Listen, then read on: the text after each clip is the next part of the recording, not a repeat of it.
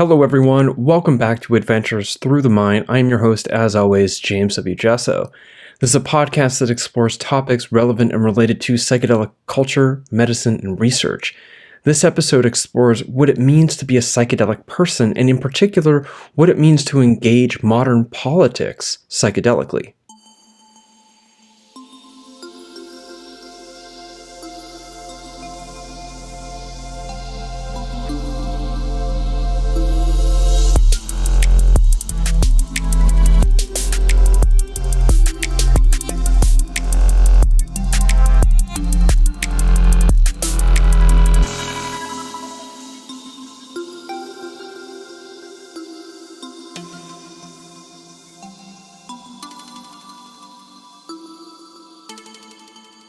Our guest for this episode is Bett Williams. Bett Williams is a literary writer and psychedelic explorer and the author of The Wild Kindness, a Psilocybin Odyssey released this year, 2020. It is a memoir of growing mushrooms in the high deserts of New Mexico. Her other works include The Wrestling Party and Girl Walking Backwards, which was named one of the 10 best young adult queer novels by Vogue Magazine. She's written for several publications, including DoubleBlind, Out Magazine, Flaunt, Lucid News, and Lenny Letter. During the interview, we explore a number of issues facing the politically switched-on psychedelic person, with special reference to the damaging impact social media technologies have on our identity, behavior, and perception.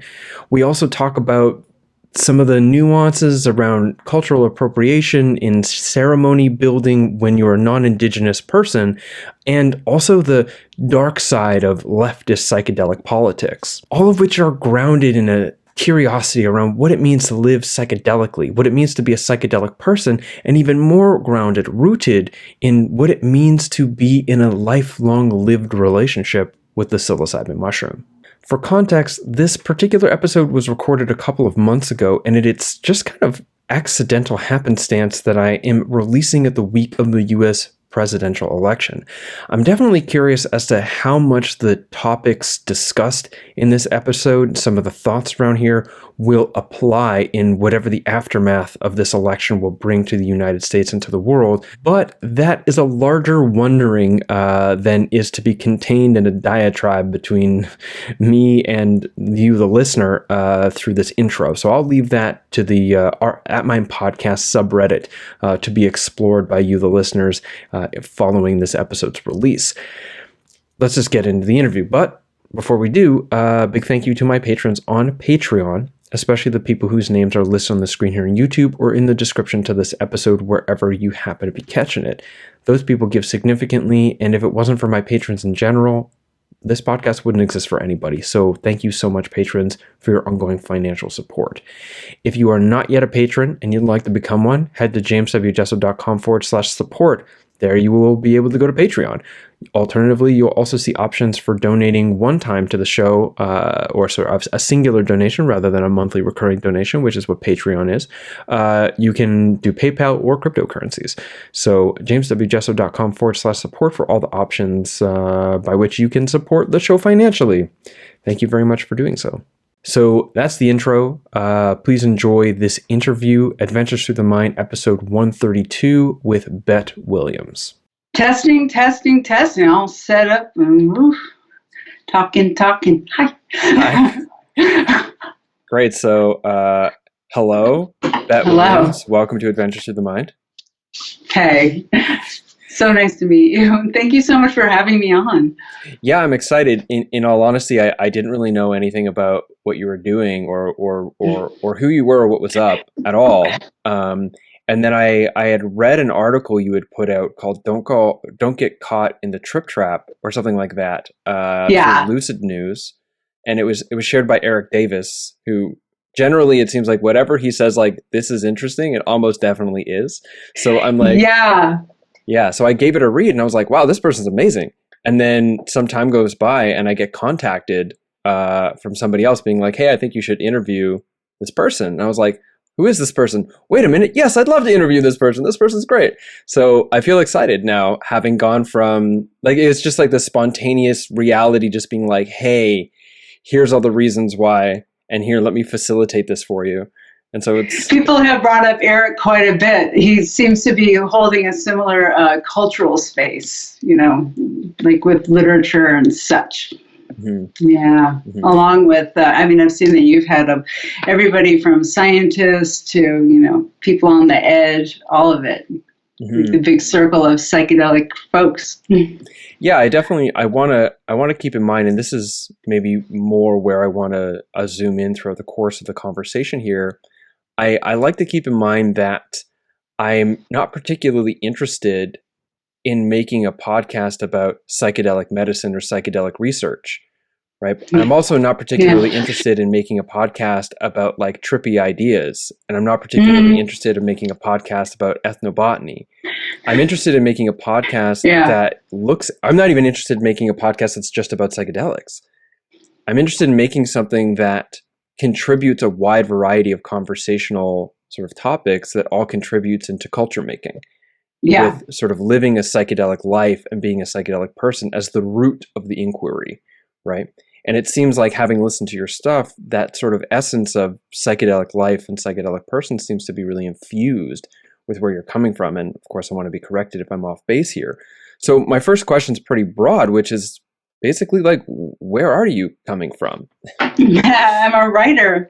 And it was Kathleen Harrison who said there is no psychedelic without culture, which kind of contradicts Terence's culture is not your friend. But that was, in my opinion, taken a bit out of context, because a psychedelic is, in a way, just a chemical that does something to your brain that pulls the veil back. So how do you talk about it without its relationship to something else? So psychedelic is defined by who you do it with, what happens and what you do with what is gleaned. And so let's say you do it to heal yourself, the context is going to be around that. Let's say you do it to see the world in a new way. That's a whole other way of talking about it. So psychedelics offer this incredible opportunity to, you can't talk about them without the mycelial networks leading you to the entirety of everything that we have to work with. Mm-hmm. Mm-hmm. I definitely have sort of had my own critical analysis of the interpretations of Terence McKenna's culture is not your friend. And it's so true if you're thinking about dominator culture, television culture, colonialist culture, right? I guess unless you're rich, capitalist, white, and male, in which case it is likely your friend. It's all sort of supported up to be there. But if you're not in that situation, it really isn't. But there is no there is no human life without culture. We define it as it defines us, and I think forgetting that is like trying to understand fish without understanding that it's a creature based in water. Yeah, when we had our brief touchdown, I recently wrote an article for DoubleBlind called "It's Time for the Freakout," which without psychedelics or weed or anything, I had a meltdown over what I call the satanic trifecta of Facebook, Twitter, and Instagram, and the fact that the algorithms are just influenced by something that has brought the toxicity to a level so palpable that I'm running for my life. I'm a Generation Xer, so I have it imprinted in my brain that I know how to live outside of the internet. And so right now I'm I gotta show these kiddos how it's done. I gotta get back to where that particular cultural influence isn't the center point, because it's been making me very sick right now, especially. Mm-hmm. And psychedelics are great for that. I don't know if you've had the experience of, taking mushrooms or ayahuasca and just this incredible purge of all the stuff that we've taken in from the internet. I've had a lot of experiences where I'm like, oh yeah, well that's coming through, and that's Twitter. So let's put that on the back burner and ask the mushrooms for help about what's outside of that world. They're very helpful in helping me with that. Mm-hmm. My first ever my first ever mushroom experience, I wrote about it briefly in Decomposing the Shadow. And the context was something along the lines of, out with some friends, and it was it was cool because it was like some older friends that had done it a couple times, but they had a much older like cousin who was like 26. We were like 15 and 17. And he had done it many, many times, and he was there tripping with us to sort of like make sure we didn't like freak out or do anything stupid, which I think is a great way for the average person to start into a psychedelic experience. But for whatever reason, I decided it was a good idea to get my mom to come pick me up and take me home so I could wait for a call from my girlfriend who was on vacation. And I pretty much had a total meltdown and tried to like watch TV and look at the internet to try to like calm myself down, which was my objects of regulation at that time in my life. And it just got increasingly hollow. And that was my first psychedelic experience with mushrooms, was my first psychedelic experience, if I don't include cannabis. And it was just like, media technology does not serve your deep soul. It will not appease the difficulties of life, not truly. So I feel you. Yeah. So many memories of staring at a screen that is like literally moving, because I'm tired. It's late in the night. I can look at, social media. But yeah, it is so hollow. Mm-hmm. It's interesting to think about how social media manifests in our brain and in our minds. The idea of, two things come to mind. We are the average of the 5 people we spend the most time with. And the more we do a thing, the better our brains get at doing that thing. And so the more we end up being in a place where ultimately what we're doing is the equivalent of a slot machine at a casino, which is like swipe, gamble for novelty, for novelty, in a world where, so it's like very short bursts of attention and dopamine in a landscape that is, like you said, very toxic, and Tristan Harris calls a race to the bottom of the brainstem, because outrage is the way to get people's attention right now.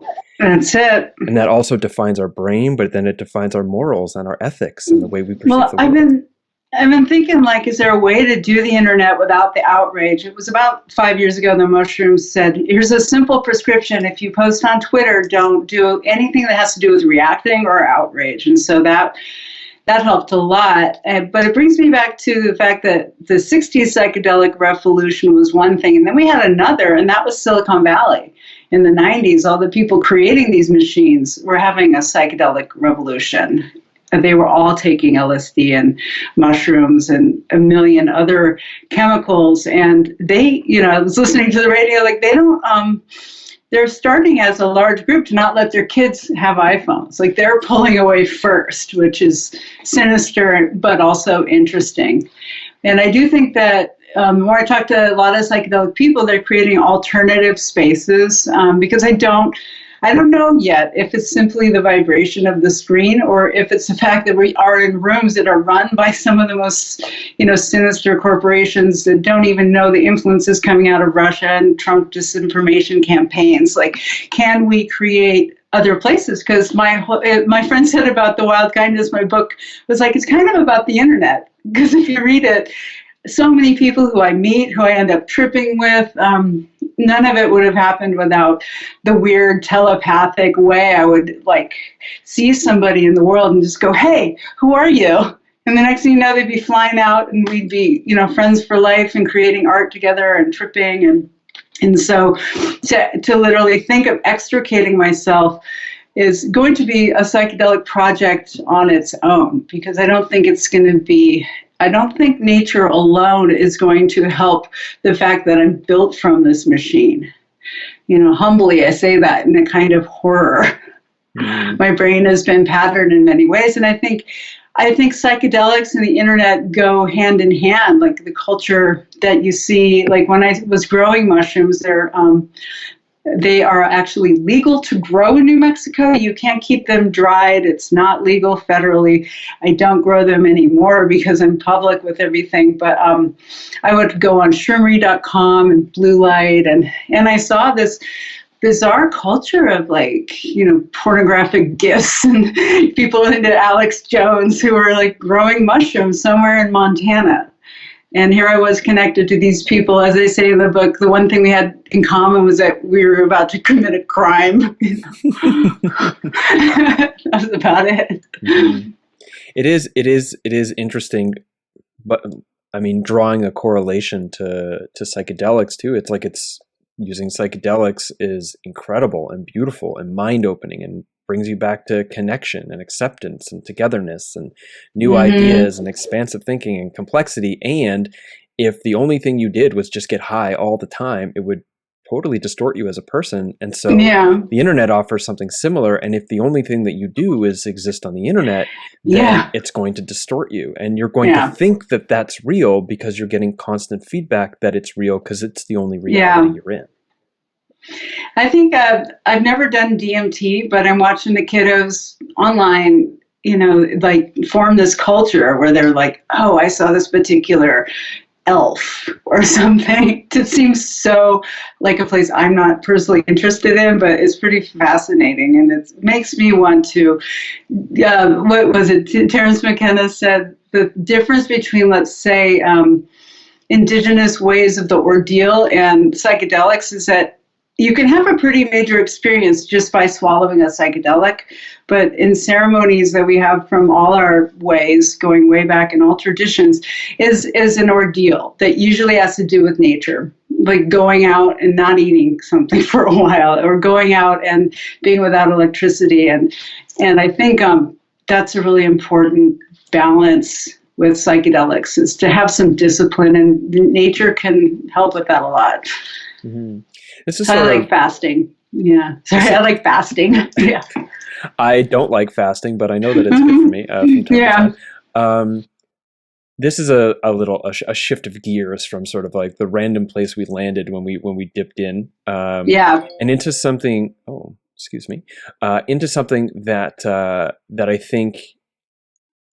Just turning off my notifications, which is total like. Taboo, podcast host taboo, not to have my own notifications turned off. Something that I had planned to consider in advance, which is, or ask you in advance, which is around ceremony. One of the things that I have really liked about your work is this idea of like, we eat the mushroom. Do we need the doctor? Do we need the therapist? Do we need all of these authority structures necessarily? Like, we eat the mushroom, we make a ceremony, and we build culture in as a consequence. And I want you to expand, comment on these things these words I'm putting in your mouth, so they're not wrong. But then my consideration around that is something else that you said around, yes, that's the case, but then there are also these other ceremonies, these cultural traditions that are long and rich and deep. Yeah. And as much as an experience of you and your friends having mushrooms, listening to Blue Tech is deep and profound, it's not deep and profound in the same way as like a Shipibo ayahuasca ceremony or something. And now, mind you, different substances, right? Yeah. But there's something richer and deeper there. So I'm just wondering if you can comment a little bit about sort of eating the mushrooms, having a relationship with them, building ceremony, and then being a person alive in the world right now, not connected to any particular cultural sort of heritage. You're not you're not an indigenous person having lived with ceremony as an extension of your culture. How do you create ceremony, and how do you be in ceremony in that context? Well, I think about it in terms of relationships. We have relationships with our friends, relationships to culture, relationships to plants and information, and just our somatic relationship to the earth. So I don't think it's so easy to think that there's one way or another. Like if you take a mushroom at a party, because, Bett said, like, just eat the mushroom, you're going to have an experience. But you're also going to be relating it to everything you've ever heard. So if you're feeling like, oh my gosh, I'm having the most sacred experience, you're going to perhaps draw upon your inner archetypes, be like, thank you, angel that came to me when I was 4 years old or something. I was talking to Annie Oak, who goes by Ann Harrison now, about when I first started taking them, I would have a very uneasy feeling, and I would be in a state of kind of desperation for balance because I felt very lost. And I would play Maria Sabina's documentary, the one by Nicholas Echevarria. It's so beautiful. And I was like, oh, am I reaching for this, indigenous tradition to ground me? And then Annie Oak was like, you might have also been reaching for her because she worked with language. Not all mushroom traditions work with language, and she's one of the greatest poets that ever was. And so her words as an artist, I was drawn to as well. So I think we're going to lean into each other for ways to do it. And I've been invited into Lakota ways ever since I was like 19. And you're not really supposed to they're not a medicine way. The people that I've been invited into circles with don't use plant medicines, but they're very, there's a lot of rules and protocols and ways of being that I think have patterned me. And so I think people can come from all different kinds of ways that inform how they do the mushrooms. Like if you're a Buddhist, you might become like a Buddhist mushroom practitioner. You might just meditate the whole time. For me, I was really drawn to the mushrooms telling me what plants to use. Like they always were like, burn some juniper, because burnt juniper's all around the house here. And then I was like, okay, what's up with juniper? And I did a bunch of Googling, and I found out that Syrian rue, Paganum harmala, was used in the northern territories like Mongolia with frankincense, which I already love so much, and juniper as a smoke. And the minute I included that, I had like a trip of a lifetime with like a golden watery snake going around my living room and a whole bunch of dancing drummers, and my friend and I were there and we're like, what the hell, and it just changed everything. So it's very mysterious, but I do believe that there's not a whole lot of difference between these traditional ways. It's just that the people who, like the Shipibo, have been like perfecting it, holding it safe, keeping it, and it's been continually informed over periods of years, hundreds sometimes of years. And Tom Lane is a guy who talks a lot about like Quetzalcoatl and the Mexican ways, and he's like a Texan white guy, and for some reason whenever he does it, he goes right to that place and has a real strong belief that the mushrooms take him there. For me, it's always different. Like last time I tripped, it was during the time of the George Floyd uprising. That's still continuing, and Kalindi E had just passed away, and I was feeling so distracted. I'm like, how am I going to do this thing? I can't focus, I can't offer burn copal or tobacco. Everything just feels so crazy. So I did it. I did the 30 grams. I've never done that much ever, and I really felt him and Kai Wingo in that community, and felt like, oh, okay, this is just another series of relationships. That was a trip where I felt the whole community of psychedelic people that I've been aware of for such a long time and felt so much appreciation.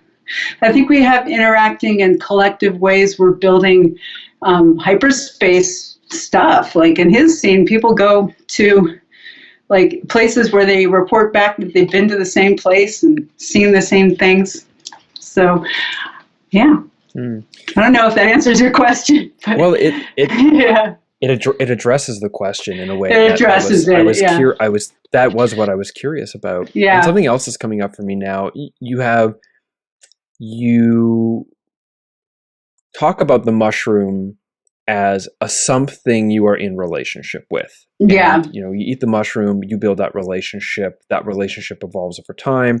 That relationship, like all relationships, is nested inside of this sort of like multiple concentric scales of relationships across multiple, magnitudes of meaning and interconnection. Mm-hmm. And that's also nested or interwoven into the larger cultural, historical context of your life. And then you also talk about how, you connect with different things while you're on the mushrooms. So are the mushrooms, in your experience, do you feel them as being facilitators to connection of communal wisdom, or are they an entity that holds wisdom in and of themselves? Gosh, that's an interesting question, because I've done mushrooms with a bunch of friends that do a lot of theater performance and drag, kind of like the stud adjacent. It's mentioned in the book. And when we do mushrooms, it's as if we're creating theater. There was a moment where somebody just literally became possessed by some high femme thing and started performing. And so the question is that a mushroom entity or is that her entity? I think the mushrooms contain multitudes. So I would say that if we tripped over a period of many years, that entity perhaps would return and grow to be an old friend or somebody we made offerings to. I don't think just because somebody comes from a particular place and they have a long-standing tradition, that wouldn't happen with a bunch of dudes in Wisconsin if they just, continued. And in a similar vein, respectfully, I imagine that they too would come up with entities and cultural references. Mm-hmm. Mm-hmm. Well, so then is the mushroom then an entity of itself, or is it something that is built by our engagement? I think it's built in relationship. Absolutely. Yeah. Without the relationship, each manifestation, the relationship creates the manifestation. Like it doesn't exist on its own. I don't think the spores fly through space and like spit out Quetzalcoatl. I think it's required for them to perhaps land in Mexico, or like some white person is going to know a Mexican person and then they'll get the Quetzalcoatl vibe. Right. Interesting. It makes me think of something Françoise Berzat had said to me in my interview with her about how, we learn the mushroom, but at the same time, the mushroom learns us. Yes. Mm-hmm. Yeah, and I've been really fascinated by like the alt-right and their relationship with psychedelics, and I would like to safely, as a journalist, talk to people who are so different from me with values that are not my values, but like how do psychedelics work for them? What are a bunch of, like Proud Boys going to do on a mushroom trip? Like who comes through for them? Interesting. That brings up something else that you had talked about in passing in a podcast about your sense that some of the conversations that are happening around social justice on social media are saturated with ego. And I'm curious what you meant by that. Yeah, I wrote in my book about a specific mushroom trip. Beth and I, my partner, we went to Standing Rock and brought some medical, like a military tents up there, and came back and our hearts were just so there. And so when the camps were being run over by the military, I was like, okay, I'm going to do a ceremony. And it didn't go well because I was like on Twitter too much that week. And I was pacing up and down my hall, like going in my head, all these tweets about like white privilege and our role and what we should be doing. And I realized the mushrooms were like, you're being completely in your ego right now. Like you are egotistically in this performance because you can't handle feeling helpless. And so you're mirroring this outrage thing because it's the only way you know how to respond. And it's like, guess what? You're not helping anyone. Look at you. Because I was in this spinning state. And even in that state, I was like, these tweets are just bullshit, virtue signaling.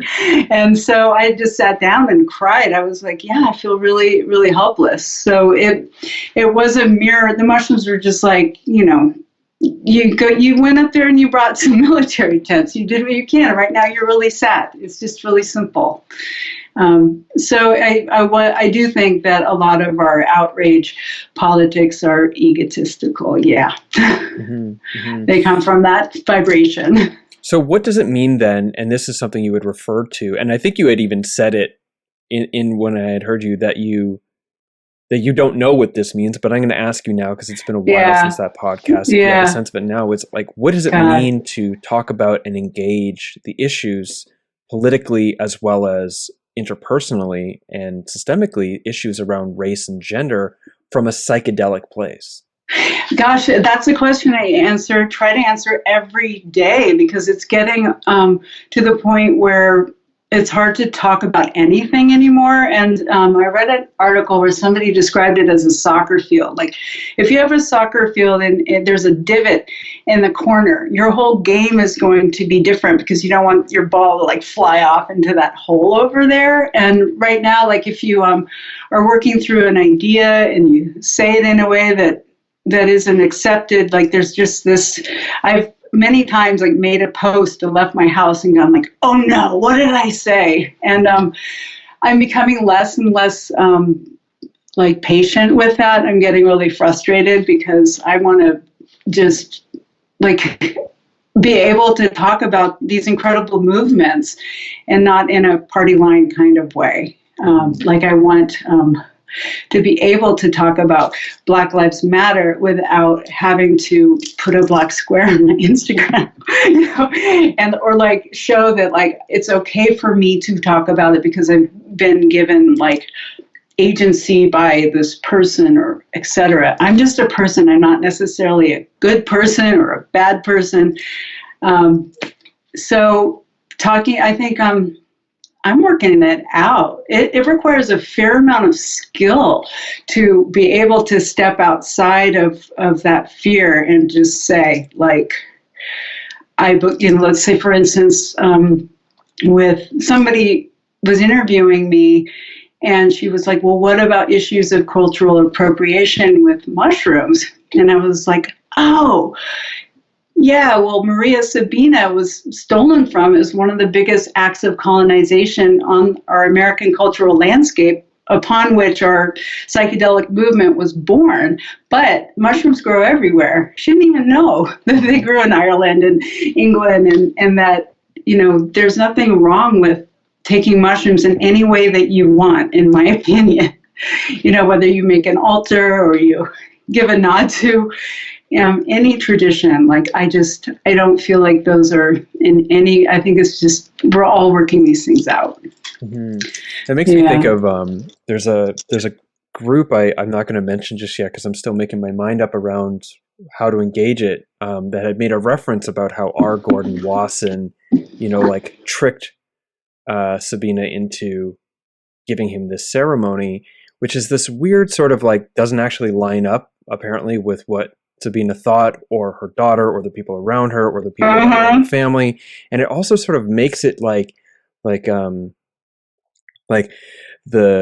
big bad white man came in and tricked the ignorant indigenous savage into providing their ceremony, you know, and even though it's trying to me like, look, the bad guy took advantage, it also sort of like victimizes in this weird way as well. And so I'm just wondering, I don't know, I don't know what I'm wondering. I've read there's a lot of good books on that. There's a lot of books that say that like that Maria Sabina herself was part of a Catholic tradition, and so there's all these archetypes like the La Llorona whose children die, you know, and so Maria Sabina's like, oh, the mushrooms stopped working, and then there's Malinche, the archetype of the betraying Mexican woman who went off with, you know, not a indigenous person and stuff, and so she took all these archetypes into herself. And she was a very beautiful woman with a lot of charisma. And she must have been like, oh my gosh, this is the most amazing,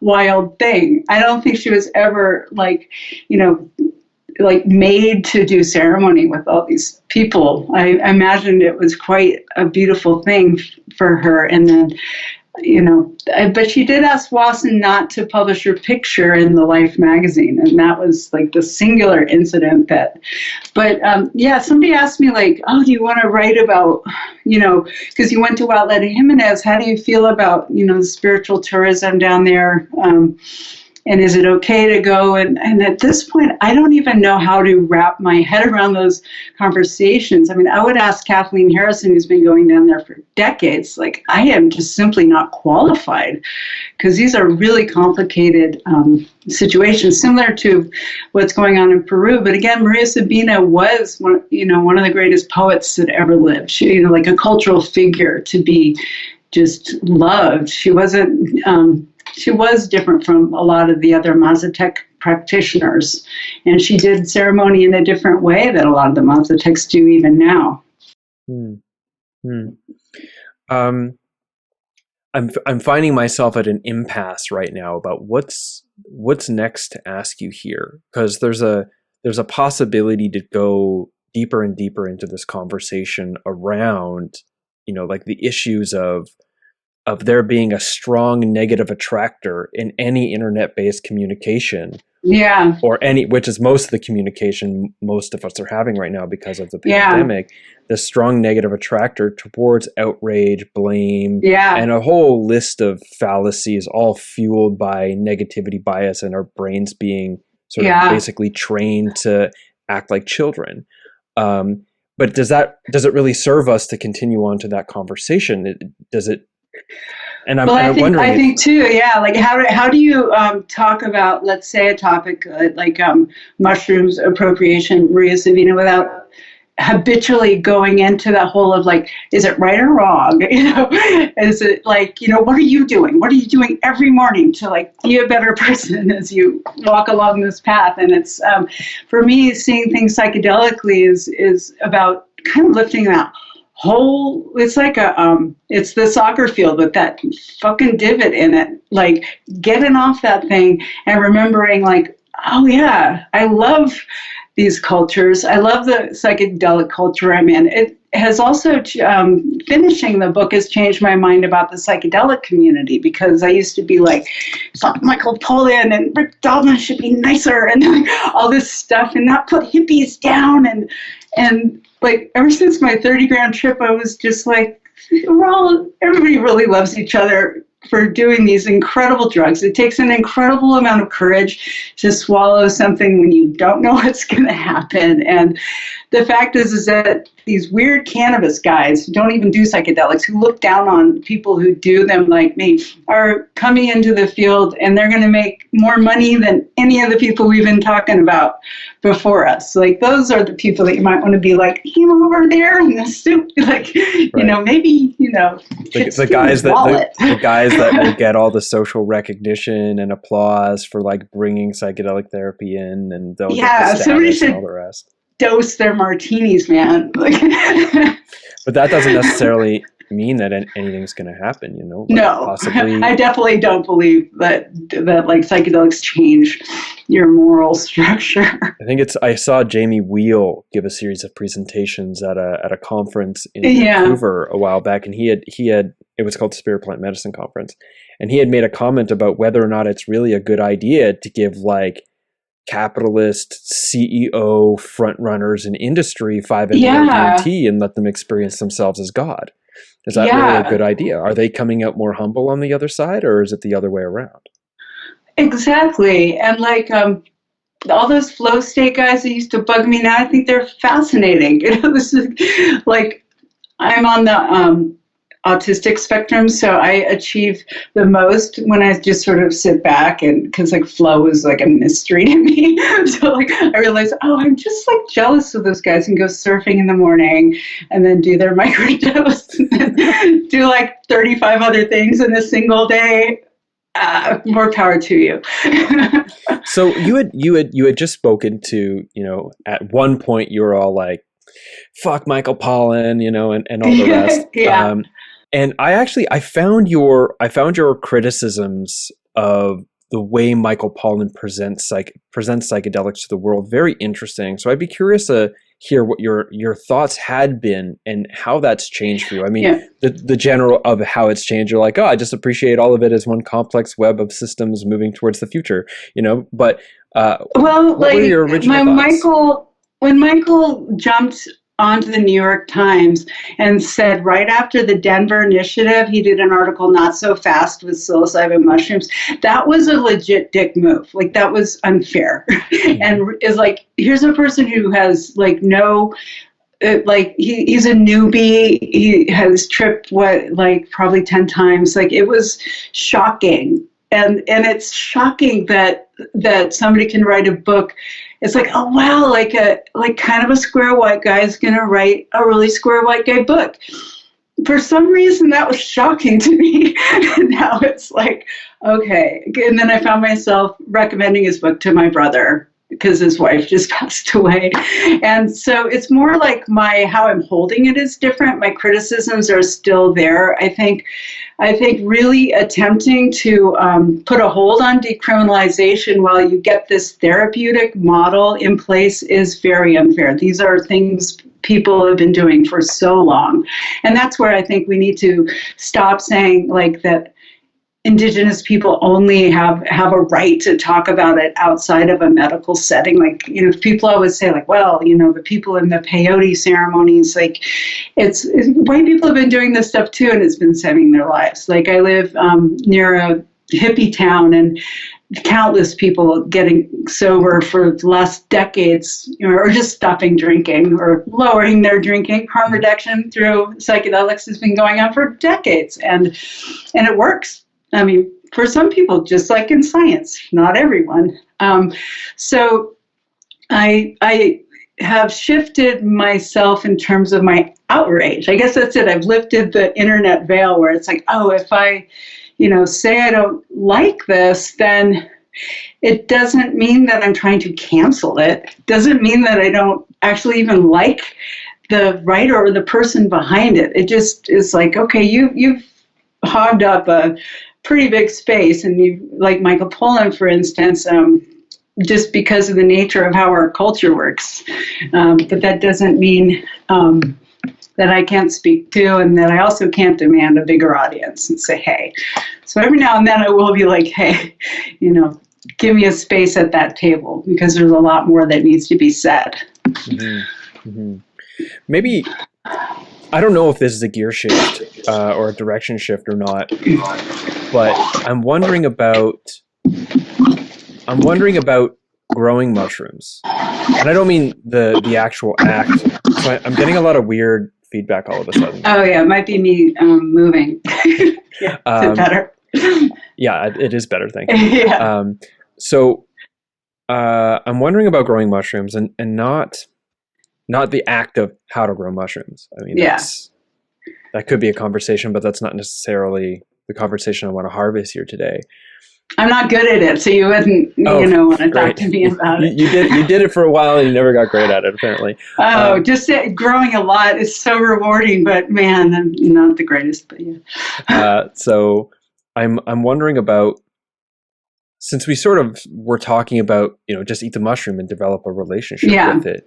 I want to hear more just around your thoughts of what it means to be in relationship with the mushroom, and possibly the role growing it has on that relationship, and maybe weave that in to the larger sort of context of the discussion so far, which is sort of where we are right now, technologically, politically, socially. Yeah. Well, I was shocked. That was like after my biggest grow, I was really shocked by how changed I was. It felt cellularly. Suddenly I was doing something illegal. And I didn't like the way I felt it changed me. I felt all of a sudden this kinship with, drug dealers and stuff who I love. And I was like, wait a minute, I didn't sign up for this. Like, I'm like a good citizen. But all of a sudden I wasn't anymore, like legitimately was not. And I had to really process that. It didn't help that in the middle of a grow, I thought I was going to be arrested because I had bought tramadol on the internet like 15 years before. And there was a scam where they call up and they'd be like, the DEA is on their way to your house, and they try to extort money. Well, this happened at the height of my mushroom grow when I had an article in the local paper about growing mushrooms. I actually talked to this person on the phone, and they're like, we're on our way to your house. And so I'm running these terrariums down the hill into the arroyo, hiding them badly behind the juniper trees, having a panic attack of my life. And my friend, who's like in the deep ayahuasca circles, was like, you're losing your shit, girl. Like, do you think like these Shipibo guys at the airport have a panic attack if they get a little bit scared? And I'm like, probably not. It's because I'm like a doctor's daughter. Like my dad was still alive. I was like, what will my dad think? And so that really made me have a tremendous amount of respect on the level, like, I don't think that the mainstream people who read about psychedelics and go to Burning Man and who are like the introductory level junior varsity trippers, I don't think they really realize like the danger that people are putting themselves in with their families, with relationships and the law. And I didn't get it until then. So that ties in with my beliefs about just the fact that people of color get arrested more frequently, and the risks that people are taking, and all the different levels of danger. Does that make me become like a rah decriminalized nature person? I am not necessarily, because there's so many snags in that movement as well. I don't know enough about it, but it just seems like it becomes another scene full of personalities. And so growing mushrooms is a really, I recommend it for many levels, but to really realize the seriousness and what it means. Talk about when you think of sacred ceremonies and where you place an object, like to grow a mushroom is to do something quite illegal. And even though most people are fine, I guess, it's still something to consider. If you're really paying attention, to realize like the government doesn't approve of what you're doing. Your family does not approve of what you're doing.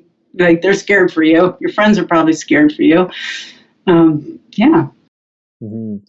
That's something that I've really hung on for a while, is recognizing that there are people whose entire lives, there are generations of people who have, pardon the terminology, but like carried this medicine at great risk to themselves, and not always for the best motives, but at the same time, for many people it was, in order to ensure that we can have what we have now. And that there's a level of respect, I think, that is warranted as the consumer to recognize that. If we think about like the lineage of the mushroom, it's like to show respect to the lineage of the mushroom. Well, I think that includes all the people who have put their lives on the line to grow it so that you could get it against the law. Drug dealers need to be just so honored. And I like to call them drug dealers instead of the people who carry the medicine is great, but it's also like that's how the culture sees them, as like you're going to go find a drug dealer. So I just, in the book, I have like things that you don't want to do to put your drug dealer in danger. Like don't keep their number in your phone. Don't write funny little mushroom emojis when you're saying like $100 ? Mushroom emoji. Like, don't send SMS. Don't send messages on Instagram or Facebook. But I mean, we're seeing it everywhere. What is it? I get like these pages on my Instagram of what appear to be sellers, and it's like I am so stealth now. I just assume everybody's a DEA right now. Like I don't have any. I don't grow mushrooms anymore because I'm all public and. Well, I mean, personally, going back, I feel like, I don't really worry that much because I'm not doing anything illegal. But I do worry sometimes that I'll get profiled as a drug person if police do approach me, and then I'll get like hassled and it'll be a giant pain in my ass. But I also, on another level, I'm not worried, and I'm very self-aware of why I'm not worried, which is because I'm white and middle class-ish, and I'm not an outspoken political activist, so it's like, these are all things that the government probably, they likely have a profile on me somewhere because I'm an outspoken person about drugs, and because I was one of the coordinators for the Occupy Calgary camps and was on the news a bunch. So they're probably like, who is this guy? Is he still involved or something? But the fact that I'm not an activist, I'm not a person of color, and I'm not poor, makes me, or like in a poor socioeconomic bracket, pardon the terminology, that I'm not really as worried because I'm not going to be as negatively profiled, because I'm not part of the concern. Well, you're really onto something with my girlfriend was like, didn't you watch The Wire? It's like, you're fine today. There's nothing around, but if anything were to happen, they do have a backlog on you. And so, my book, for instance, can only be used against me if like I'm, caught with something. But the book will absolutely be used, but it can't be used now, just on its own. And Kai Wingo put it well, like, yeah, well, I said, you guys over there in Detroit, you're just all open and everything. Kai Wingo was like, yeah, well, I don't have an ex-girlfriend like you. Like I had an ex who would call the police and say, like, she got mushrooms over there. So that was really scary, because all those things are recorded. Mm-hmm. Mm-hmm. And that's in the book as well, and that's all been dealt with and in the past. Mm-hmm. Mm-hmm. Yeah. So relationships, so somebody calling or harassing you, those are other arenas that go beyond just being an activist or a person of color. Be careful who your enemies are. Yeah. Mm. There was something else that was coming up there that I think has kind of slipped, but I'm going to see if I can catch it by its tail before it's gone. Talking about the book, yada yada. Oh shit! It's. I missed it. It might circle back around, but it.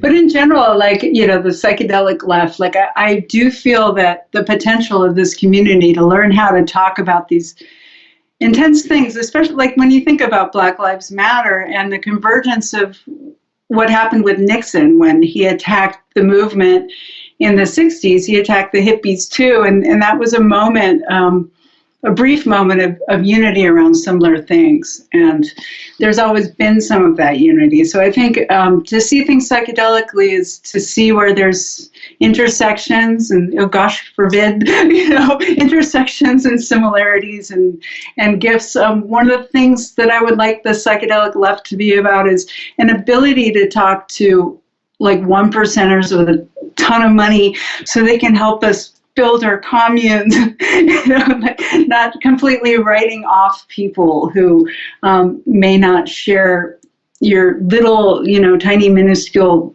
collection of ideas. So I just, that expansiveness I experience on mushrooms, where I'm like, oh yeah, well, I really want to meet Grimes so she can tell me what Elon Musk is really about. And somebody's like, oh, Grimes is gross or whatever. I'm like, she's actually not. It's kind of amazing. Have you listened to Miss Anthropocene? It says, I really like Grimes. But the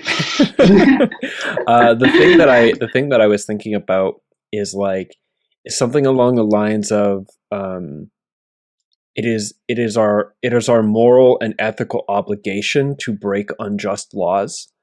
And just wondering about that as well, because it's like, yes, I would be living a much safer life if I was never public, and I weighed the risks and gains for myself, but also for the culture at large, of being like, okay, I am in a position where I'm privileged to do this with very little risk in my life. Like, I'm not being disowned by my family. It has created some incredibly difficult conversations, interactions with my mom in particular, but the consequences has not broken our relationship. It's only made it stronger and opened their minds to things that they wouldn't think about.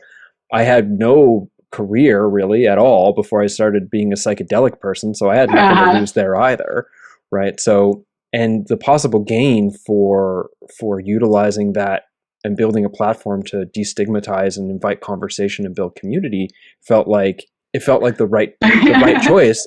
And on some level, it's like, it's my moral and ethical obligation to break unjust laws, and like the ability to, like the prohibition of the consumption of magic mushrooms is a completely unjust law. Save for all the discussion about how to properly legislate, that's a fair discussion. But the flat out, like, you should go to jail if you pick this mushroom off the ground and put it in your mouth is completely unreasonable.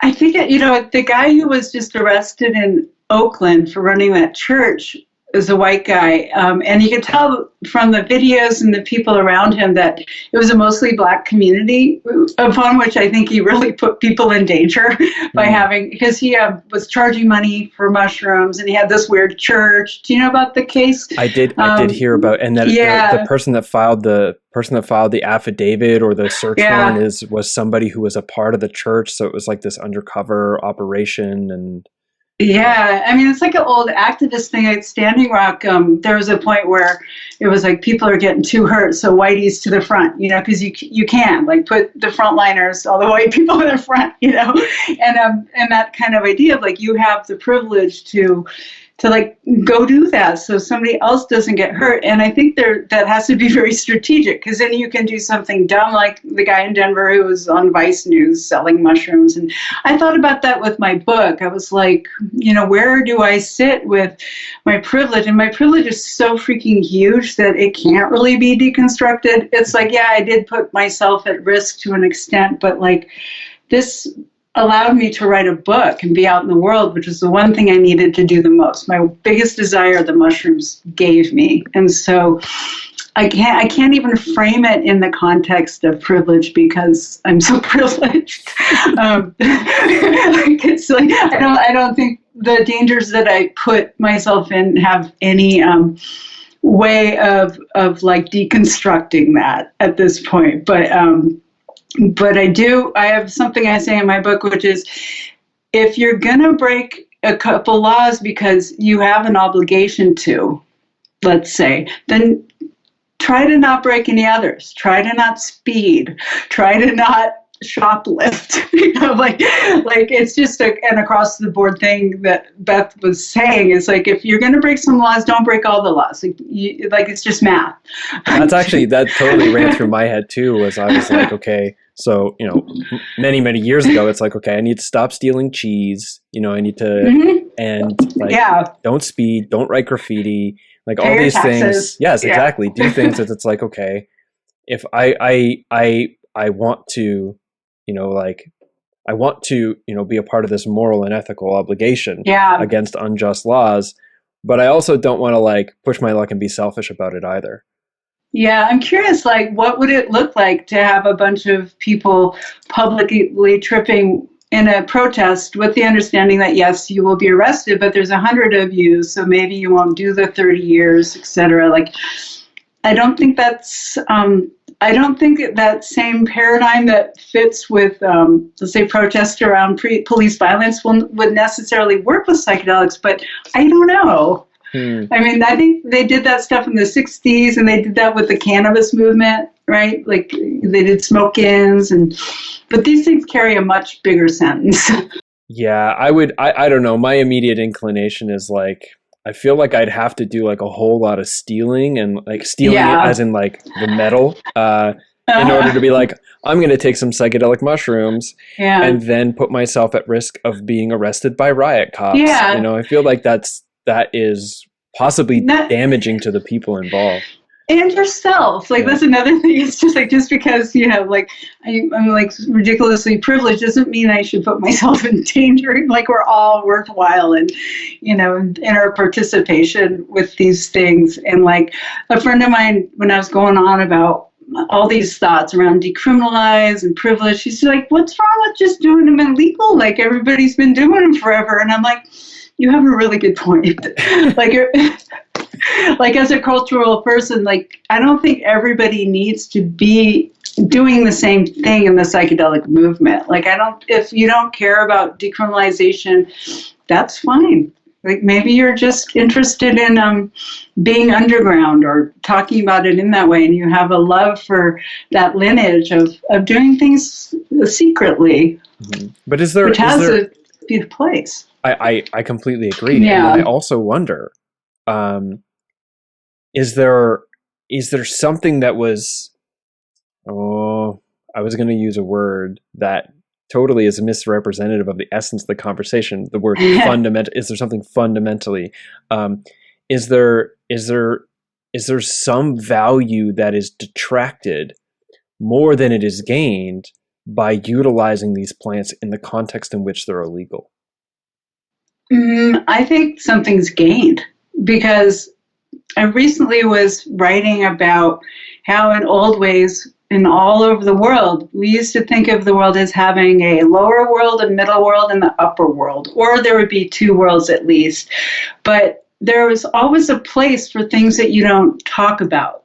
When you're talking about poetry, shamanic healing, art, sex, there's there's arenas of that. So I think something's lost when it's all up on the surface. Like just even looking at like decrim towns and everything, people going like, yeah, I'm going to go to Denver and get some psychedelic therapy and all that. And it's great. I'm really, really glad. But it doesn't take away from these underground circles. Like there's nothing lost by other people doing it a different way. But it's made me really question that maybe there's more reasons than we know of as to why these things have been underground throughout many cultures. Like maybe they're so sacred that they're not just illegal, but they're held in a place of secrecy for other reasons that aren't just about power and colonization.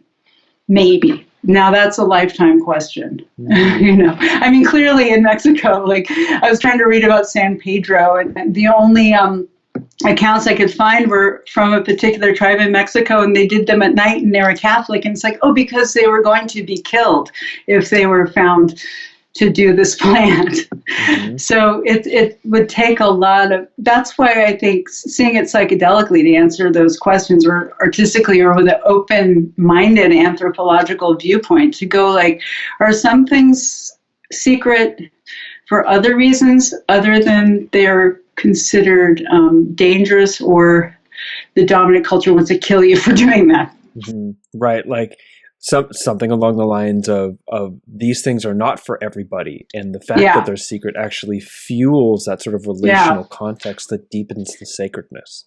Mm-hmm.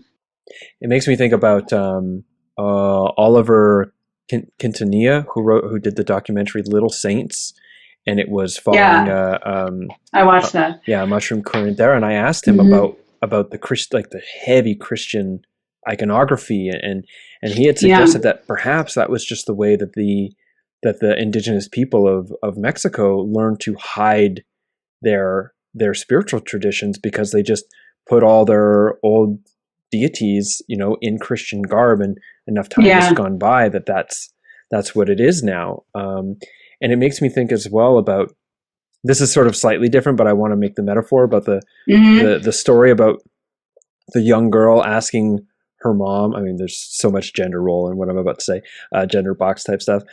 You know, the young girl asking her mom, like, why do you cut the head off the lamb before you put it in the oven? And she goes, oh, well, it's just how I learned to do it from my mom. And so she goes to her grandmother, and her grandmother says the same. And then she goes to her great grandmother, and her great grandmother says, oh, the stoves were so small, you had to cut the head off to fit it in. Yeah, I think sometimes it really, there's like hilarious, weird reasons for things that are so old and sacred that probably have to do with that their oven being small. Mm-hmm. And then some other stuff that we don't know. There's a whole lot of unknown unknowns in all of this. Yeah. And I like your sort of like you leaning into this, like, hey, maybe there's a reason they're illegal, and maybe it, as much as I think on a world scale I think we really need some psychedelic thinking, like looking at things psychedelically a lot more right now.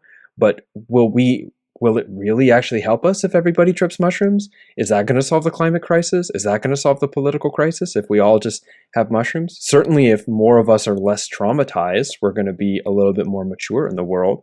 But is widespread access to a mainstreamed psychedelic culture going to be the case, like going to be the solution there?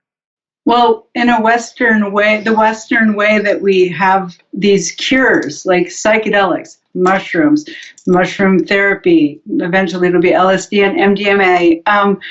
Nothing, in my opinion, is a cure for anything. I'm a big proponent for alchemy. Like, of course not. Of course psychedelics are not going to solve these things. But if what they can do is help us realize that there is no singular cure, that it's all about spirit. Ultimately, we're here to save our souls, you know.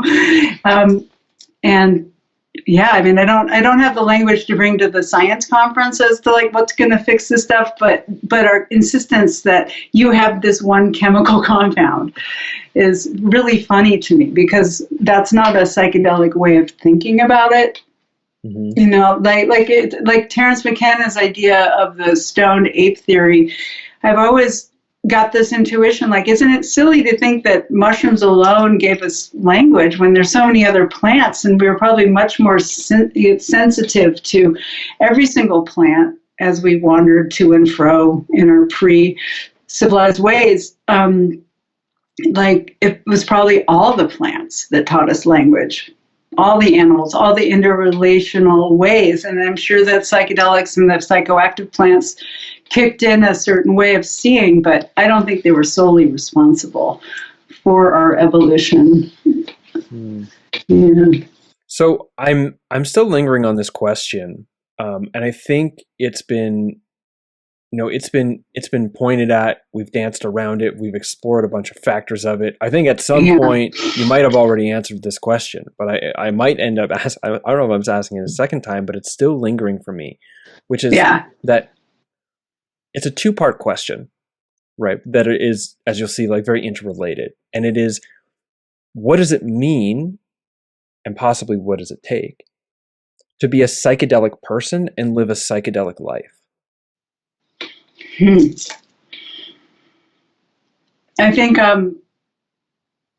think you got to take psychedelics for one, which is, everybody's like, oh, maybe I can do this without taking psychedelics. Because Kathleen Harrison uses that phrase a lot, and when I use it, I've borrowed it from her, because she has said, I asked her, what do we do with all these conflicts that have to do with science versus rogue use, indigeneity versus like a Western corporate flow model? And she's always just said, all you got to do is live a psychedelic life. And that's your example. So for me, it means however that looks like, you got to take psychedelics to have a psychedelic life. And however you live your life, that's your contribution.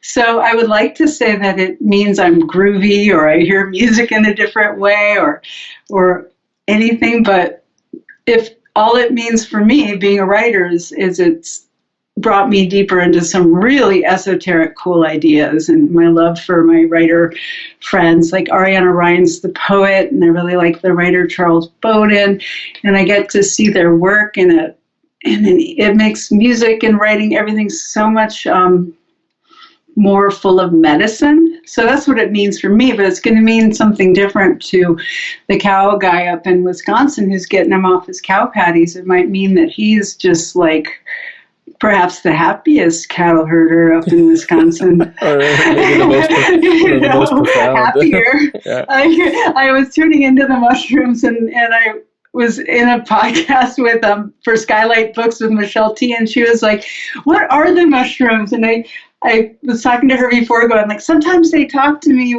just when I tune into their vibe when I'm in a sober state. So I tuned in, and the mushrooms were like, we're just a good time. And I was like, God, I wanted something deeper than that. I did this thing called Psychedelic Cafes, which I just about 3 minutes ago was like, oh, I have a psychedelic cafe, Bett, I'd really like you to be on, but we could talk about that after the interview. Yeah. But I did one with a group of Australians talking about psychoactive acacias, and one of them, Nick's son, had said something at the end about psychedelics taught him. I'm paraphrasing, something along the lines of, that life is a huge joke, but you won't get it unless you take it seriously, or something like that. Yeah. So yeah, it makes me, what you just said brought one that up of one of the things that has happened, which I think is due to psychedelics, is I'll see a situation where, like, one of these classic situations is when you have somebody coming in on the scene who's like an imposter, and the mushrooms be like, that's an old story. Don't take it personally. A long time ago, you can't have a thing without having the imposter next to it. So it makes me see like stuff that I might get mad at and go like, oh yeah, that's that old story being told to us yet again.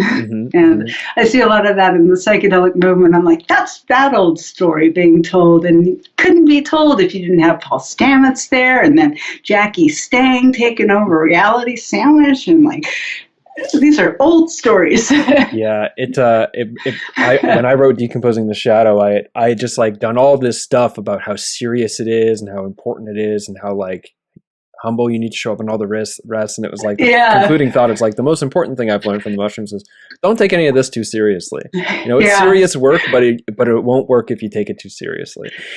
Right? Yeah. I know I relate so much to, when I first started out going like, I am humble and it's so sacred. And now I'm like, one time I was tripping and the mushrooms talked to me and they're like, oh, you know that we refer to you as that asshole, right?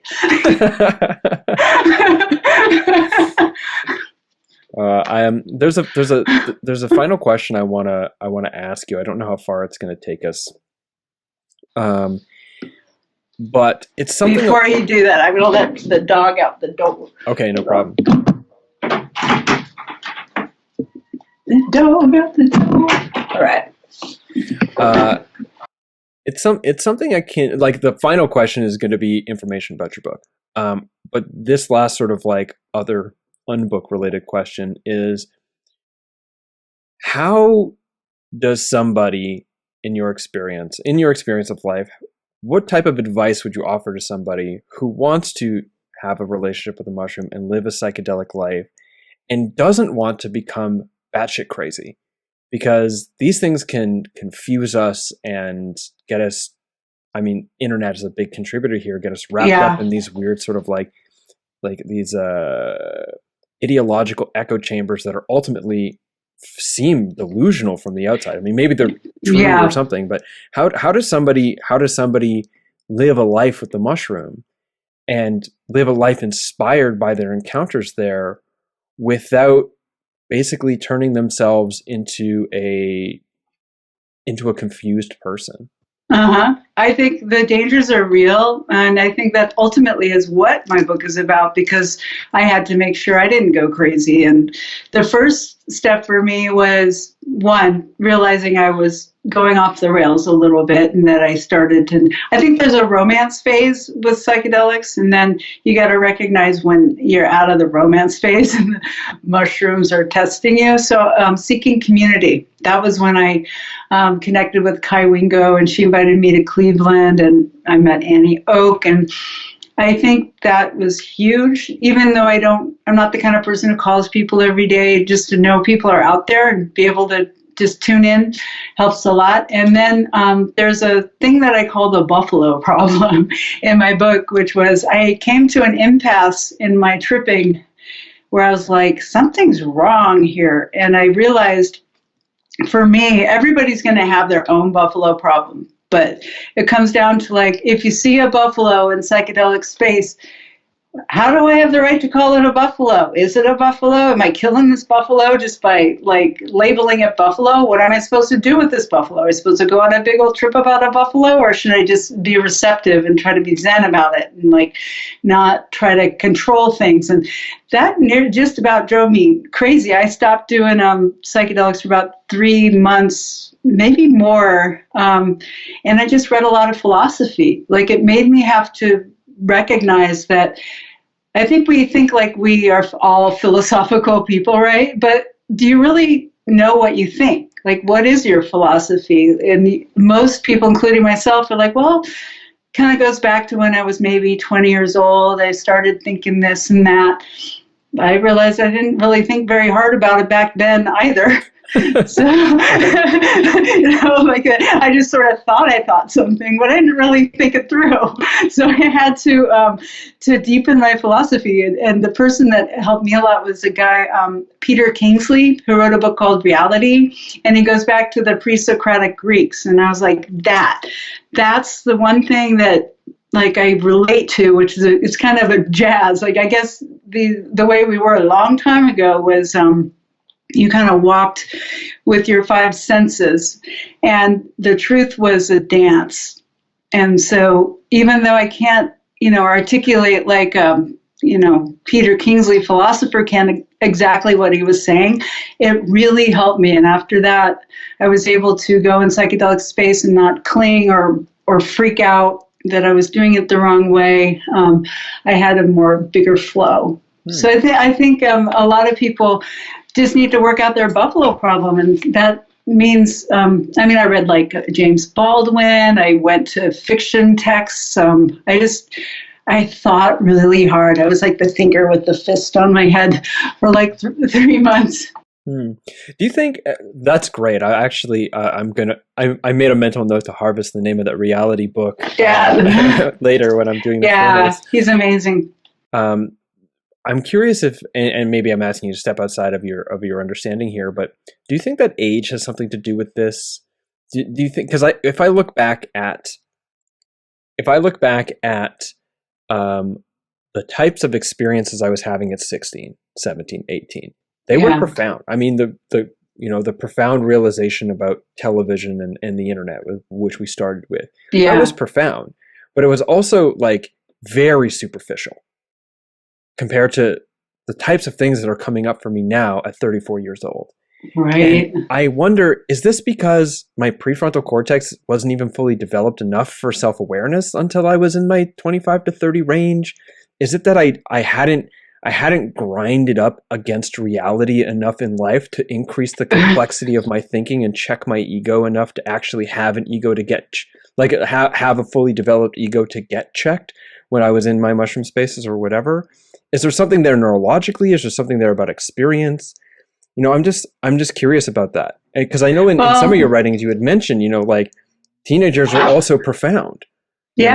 So what are your thoughts? Well, I'm tuning in a little, I always say I talk to the mushrooms. There's a little mushroom named Carl Jung that's like, oh, pumpkin, you're just supposed to meet a pretty lady or a pretty man and have a sweet relationship or, and learn to leave your family and go out and make a life on your own.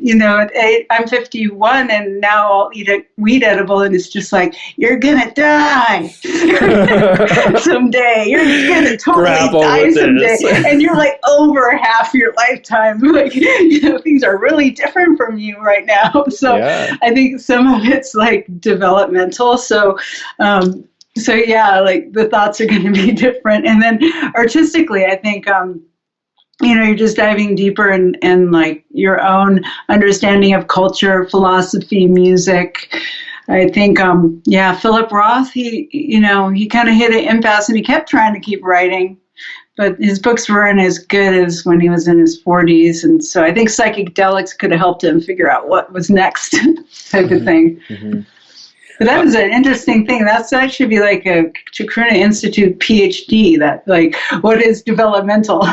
Like, what are the questions that you're going to be asking yourself in different decades?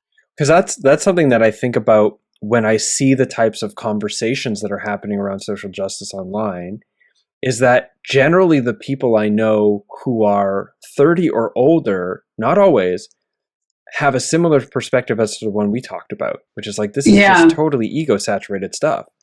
Mm-hmm. And the people who are canceling and all the rest all seem to be in their early to mid-20s.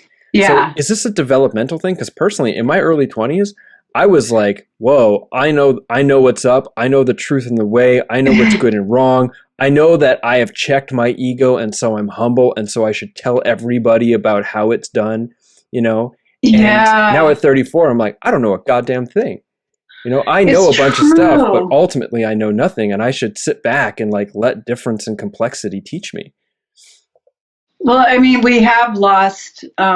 none of my younger friends listen to a word I say, like I'm Generation X, and I'm like, you really, like you should maybe not think you're going to make a living with your poetry chapbooks, just saying. And they're like, oh, you don't know anything. And I think developmental in terms of that people think they know what they're talking about between age 20 and 30 is so true. But you can't say that to them. They'll freaking yell at you. They won't come around, and they're so cute, and they have such interesting taste in music, and I like having them around. That's ageism. That's ageism. Get off my show. I'm deleting this interview. Nothing you ever say will have value from here on in. Why do you have a psychedelic life if you can't be around like a bunch of people of all ages? Yeah. Partly, yeah. Like a writer friend was just like, how do you, hang out with like people who are younger? Like they live in a world where it just seems to be people of their generation X, and I'm like, wow, I guess it's the drugs.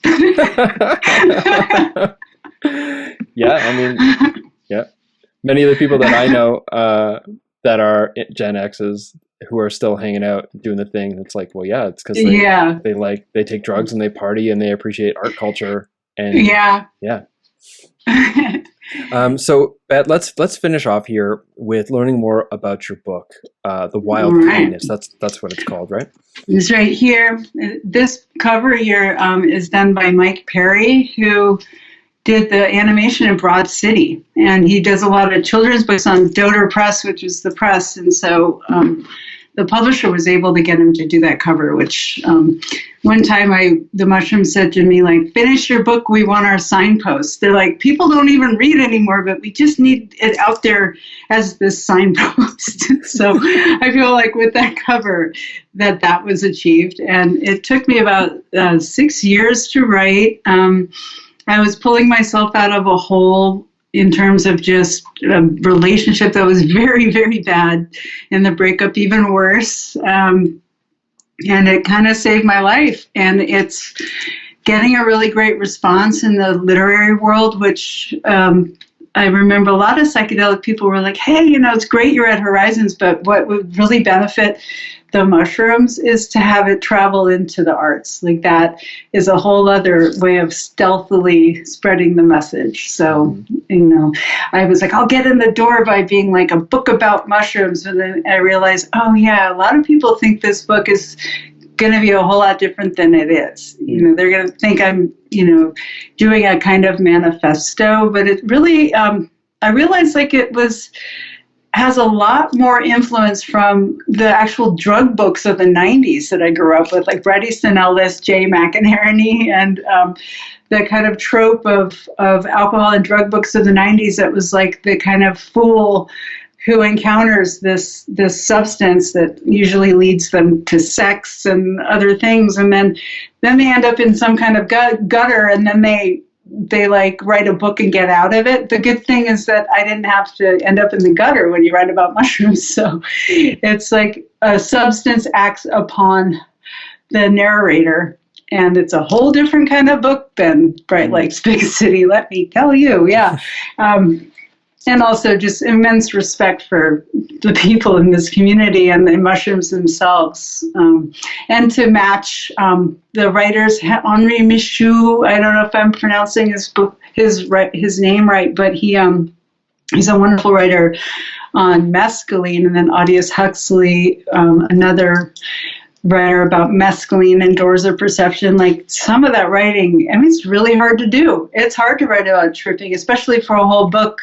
I have a sentence that comes later that says, I've cried wolf in the house of awe so many times. How can I tell you that this was actually even better than all these other trips? Like it was the best one, but if I try to even talk right now, my kidneys will explode with too much language.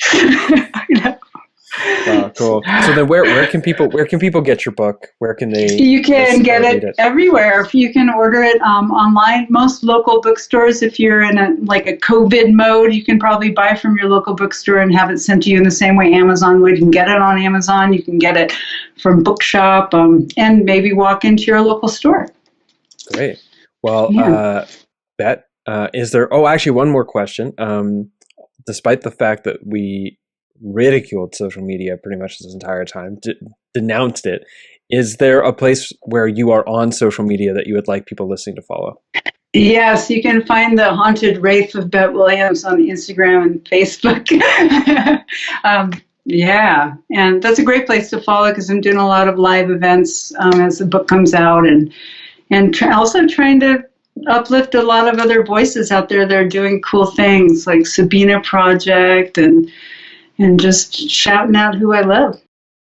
Mm-hmm. Great. Well, thank you for your time. I'll make sure links to your social media stuff and your book and all the rest are included in the show notes. And I really enjoyed this conversation. Me too. Thanks so much. And cut. Okay, thank you very much for tuning in to this episode of Adventures Through the Mind. If you liked it, please give it a share on whatever social media you choose. If you're on YouTube, give it a like. The more likes and comments it has, the more the algorithms will encourage its existence into other people's feeds, assuming you haven't switched the notification bell on YouTube. And I highly encourage you to do that if you haven't, because then you'll actually know when it gets released and not have to wait on the highly manipulative algorithms of traffic and outrage and the harvesting, the extraction of your attention for its own data collection wealth. You can just wait for it to be notified because you've said explicitly you'd like to hear from me when I release videos. So either way, share it, subscribe, and if you'd like to support the show financially, you can head to jameswjesso.com/support. There you will see options like Patreon, PayPal, or cryptocurrencies, all of which are deeply appreciated because the show would not exist without the voluntary support, financial support of people like yourself. So thank you very much for doing so. Thanks for tuning in all the way to the end, and I will see you on the next episode of Adventures Through the Mind. Take care.